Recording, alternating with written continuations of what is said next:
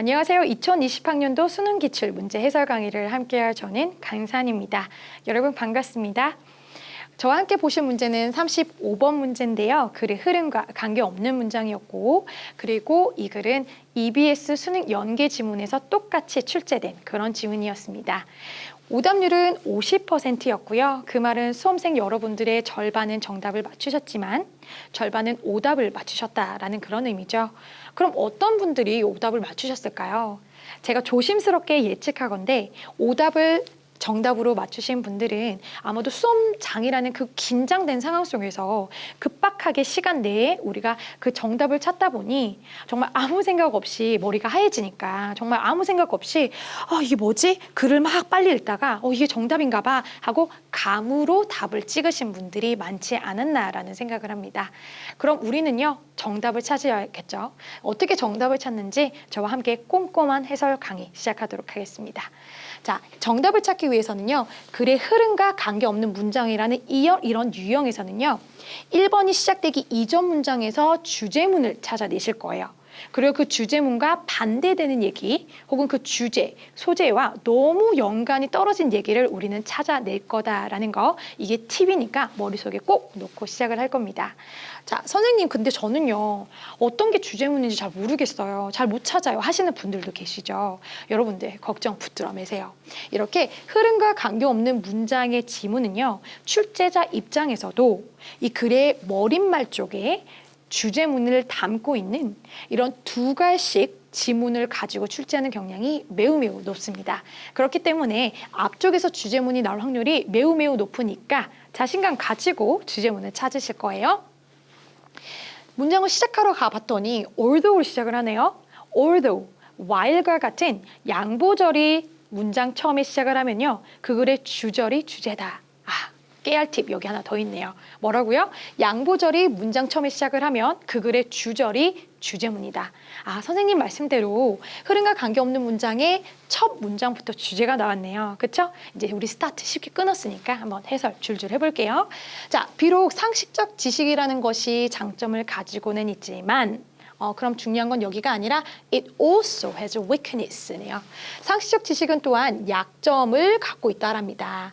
이 글은요, 상식적 지식이라는 것이 약점을 갖고 있다라는 것이 이 글의 주제문이구나. 잠깐 선생님이 여기 적어볼게요. 이 글은요, 상식적 지식이라는 상식에 대한 얘기고요. 그에 대한 약점, 즉 단점에 대한 얘기를 하고 있구나. 근데 상식적 지식이라는 게 뭔지는 아직 잘 모르겠어요. 컴마가 나오고요. Not the least of which is that it often contradicted itself.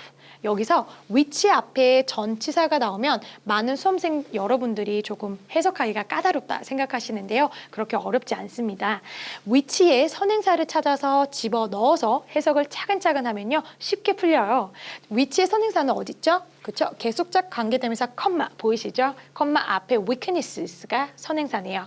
자, 그럼 약점이라는 이 말을 집어넣고 해석을 하실 건데요. 자, 또 걸리는 게 하나 더 있어요. not the least예요. 자, not the least는요, 최소한의 것이 아닌 것이니까 중요한 것은으로 해석을 할게요. 그러면 약점들 중에서 가장 중요한 것은 that it often contradicts itself. 그 상식적 지식이라는 것 그 자체가 서로 모순이 된다라는 거예요.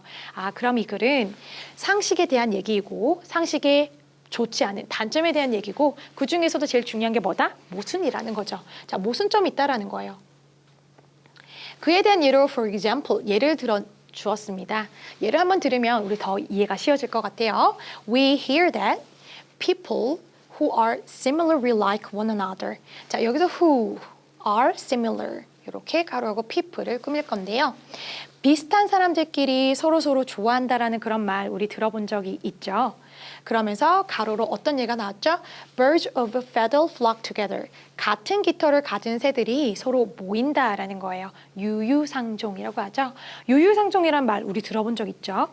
But also that. 이 that은 어디서 걸리죠? 그쵸? We hear that에서 걸리는 거니까. 그리고 그러나 우리는 또한 that 이하라는 사실을 들어본 적이 있는데 persons who are dissimilar 이렇게 꾸밀게요. 서로 다른 사람들끼리요. will like each other. 서로 좋아한다. 그런 말도 들어본 적이 있어요.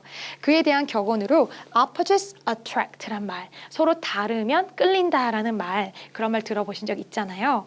그러면 이 글은요, 서로 격언들이 상충된다라는 거 감이 오세요? 서로 처음에는 비슷한 사람들끼리 모인다고 했다가 뒤에는 서로 다른 사람들끼리 모인다고 했다가 요거 뭔가 상충되는데? 라는 거 감이 오시죠? 그리고 이 상식이라는 것은 뭐에 대한 얘기인 거죠? 그렇죠? 격언에 대한 얘기구나 라는 것까지 캐치를 하셨으면 정말 잘하신 거예요. 자, 이제부터 답을 찾으러 1번을 한번 보실게요. We are told that 우리는요 that 이하라는 사실을 듣는데요. Groups are wiser and smarter than individuals. 자, 그룹이라는 것이 개인보다 훨씬 더 현명하고 똑똑하다라는 그런 말 우리 들어본 적이 있어요. 그룹이 더 낫다라는 얘기를 하고 있네요. 그에 대한 격언으로 머리가 두 개가 하나인 것보다 더 낫다라는 말, 백지장도 맞들면 낫다라는 그런 격언을 예로 들고 있고요. But also that 여기서 that은 we are told that에서 우리 걸린 that이겠네요. 그러나 우리는 또한 어떤 얘기를 들어본 적이 있냐면요. 이런 그룹이 work inevitably produce poor result. 좋지 못한 결과를 불가피하게 만들어낸다라는 말도 들어본 적이 있어요. 그에 대한 격언으로 너무 많은 요리사는요 스프를 망친다라는, 너무 많은 사공이 있으면 산으로 간다라는 우리나라 속담이 있잖아요. 그런 격언을 예로 들었네요. 자, 여기서 이제 멈추고 생각을 해봐야죠. 서로 상충되는 얘기인가? 위에는요 두 머리가 더 낫다고 하다가 그룹이 낫다고 했지만 뒤에선 뭐라 그랬죠? 그렇죠? 그룹이 오히려 더 망친다라는 얘기를 했으니까 요거 서로 모순되고 있고 격언의 마이너스, 단점에 대한 얘기를 하고 있는 거니까 주제에 어긋나지 않네요. 그럼 1번은 정답이 아니겠죠. 자, 1번은 정답 처리를 하면 안 되고요. 2번으로 넘어가서 each of these contradictory statements, 이러한 서로 모순이 되는 말들은요 may hold true, 아마 사실일지도 모르겠대요. 자, under particular conditions, 어떤 특정 상황에서는 아마 사실일지도 몰라요. But 중요한 건 여기죠. 그러나 without a clear statement of when they apply and when they do not apply가 생략됐겠죠. 자, 그치만 이런 상식적 지식을 언제 적용을 해야 되고 그리고 언제 적용을 하면 안 되는지에 관한 명확한 진술이 없다면 격언들은요, aphorisms, provide little insight into relations among people. 사람들 간의 사이에 있어서 관계에 대한 통찰력을 제공해 줄 수 없다라고 하네요. little 부정을 해석하죠. 그러면 2번 문장도 상식에 관한, 즉 격언이라는 것이 통찰력을 제공해주지 못한다라고 했으니까 이 글의 주제 격언에 대한 마이너스 얘기하고 있는 거 맞네요. 그래서 2번도 정답이 될 수가 없겠습니다. 자, 여러분 여기까지 잘 따라오고 계시죠? 네, 잘했습니다. 자, 3번으로 가시니까요. That is why라는 그런 구문이 나오는데요. 그래서 라고 해석하면 씌어지겠죠. That is why 다음에는요. 결과가 나옵니다. 그럼 앞의 문장이 원인이에요? 그쵸? 원인이 있어야 결과가 나오는 거죠. 원인이 뭐였죠? 이번 문장에서 격언이라는 것이 통찰력을 제공해 줄 수 없다라고 했으니까 그 결과는 어떻게 될까요? 한번 생각하면서 글을 읽어볼게요. 그래서 우리는요, 많이 depend on, 의존을 하는데요. 격언에 의존을 하는 거래요. 뭐 할 때마다요, whenever we face difficulties and challenges in the long journey of our lives. 뒤에서부터 해석을 하면 우리 삶의 긴 여정에 있어서요, 어떤 난제나 어려운 점을 우리가 부딪힐 때마다 우리가 격언에 그렇게 많이 의존한다라는 거예요. 잠시만요. 3번은 격언에 대해서 좋은 점을 얘기하고 있어요? 나쁜 점을 얘기하고 있어요? 그쵸. 좋은 점에 대해서 얘기를 하고 있죠. 우리가 격언에 많이 의존을 한다, 의지를 한다라는 건 좋은 점이잖아요. 그럼 3번은요, 갑자기 격언에 대한 좋은 점, 플러스에 대해서 얘기를 하고 있으니까 우리가 주제가 격언에 대한 좋지 않은 점을 찾는 그런 게임인데 여기는 반대로 좋다라고 얘기했으니까 3번이 정답이겠구나. 혹은 앞에 원인이 통찰력을 제공해주지 못한다고 했는데 그 결과가 갑자기 좋아지고 있잖아요. 그래서 앞뒤가 맞지도 않죠. 그래서 3번을 정답으로 하셨으면 너무 잘하신 거예요. 자, 그럼 끝까지 우리 한번 보실 건데요. 4번 한번 보실게요. They provide even less guidance in situations where we must make decisions. 여기서 where이 situation을 한번 꾸밀 거고요. 뒤에서부터 해석을 하자면요. 우리가 선택을 꼭 해야만 하는 그런 상황 속에서요. they가 뭐죠? 그쵸? 격언들이죠. 격언들은요. 종종 덜 가이던스, 즉 지침서를 제공해 줄 거래요. 아, 여기서 계속해서 격언의 단점에 대해서 얘기를 하고 있으니까 4번도 정답이 될 수 없겠구나.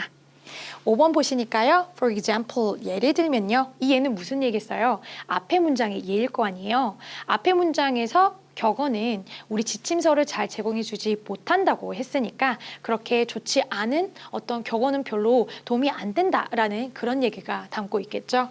읽어봤더니 when ing 뭐뭐 할 때로 해석하시고요.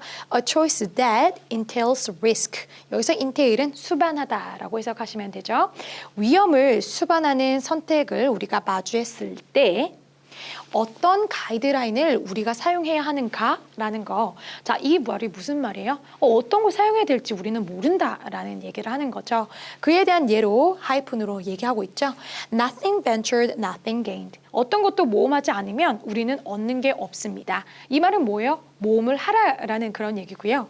Or better safe than sorry. 뭐예요? Sorry, 유감이고 막 미안해 하는 것. 즉 이렇게 후회하는 것보다 그냥 안전한 게 더 낫다. 즉 조심해라 라는 그런 얘기잖아요. 그럼 앞에는 모험을 하라고 했다가 뒤에는 뭐를 하래요? 조심하라고 했다가 서로 모순되는 얘기하는 거니까 당최 어떤 가이드라인을 따라야 될지 우리는 모르겠죠. 그래서 5번도 정답이 될 수가 없겠습니다. 자, 여러분 여기까지 잘 따라오셨나요? 아마 아하 하는 그런 순간들 한 번 오신 분들도 계실 것이고 여러 번 그런 거구나 하시는 그런 분들 참 계셨을 것 같아요. 그런 아하 하는 그런 순간들이 모이고 쌓여서 여러분의 내공이 되고 그 내공이 여러분들이 원하는 점수, 등급을 맞출 수 있는 그런 힘이 될 겁니다. 제가 그런 힘을 드릴 수 있도록 정말 많이 도와드릴 거고요. 다음 시간에도 꼼꼼한 해석과 명쾌한 문제 풀이를 가지고 여러분들을 찾아뵙도록 하겠습니다. 감사합니다.